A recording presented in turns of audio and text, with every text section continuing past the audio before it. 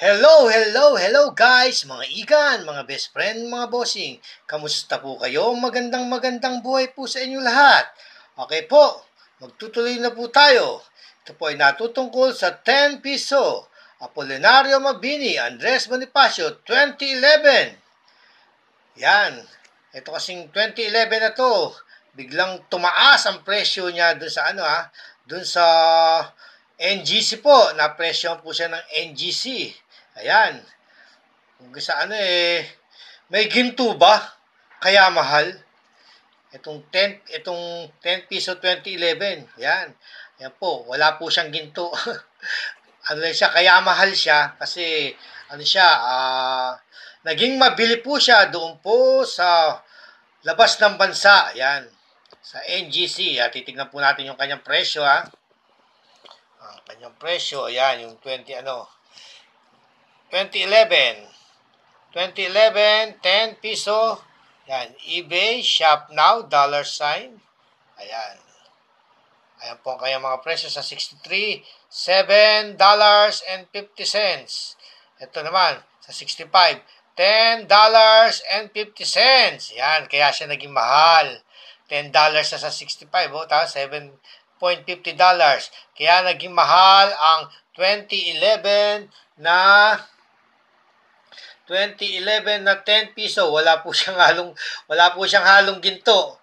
Kaya ganun po, talagang naging mabili po siya kasi siya may pinakamagandang pagkakagawa ng coins.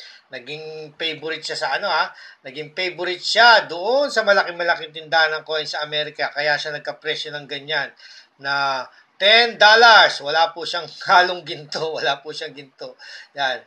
Yung gitna niya, ang yan, pagkakamali nilang ginto yan parang sa 2001 Pero wala naman. Tapos yung labas niya, yung ring niya, merong merong tawag diyan Merong yung metal content niya, natitignan natin Ang kanyang metal content ay composition yan. Bimetallic. Yung gitna po, aluminum bronze center yan, centre. Aluminum bronze po yung gitna niya. Magkahalo pong aluminum at saka bronze. Tapos yung gilid niya po, copper nickel ring yung gilid, copper. Copper nickel ring pala yun. Tapos yung gitna, aluminum bronze. Aluminyo tsaka bronze pinaghalo. Pwede pala yun, no? Ayan po ang kinalabasan. Hindi po siya, wala po siyang ginto. Kaya po siya mahal. Naging number 1 lang po siya. Naging mabili po siya doon sa malaking tindahan ng coins sa Amerika. At napresyohan siya ni NGC. Ibig sabihin, pagdating ng araw, tataas pa ang value niyan. Bukod sa $10 ang pinakamababang bentahan na nila nung Brilliant Uncirculated, tataas pa yan pagdating ng araw.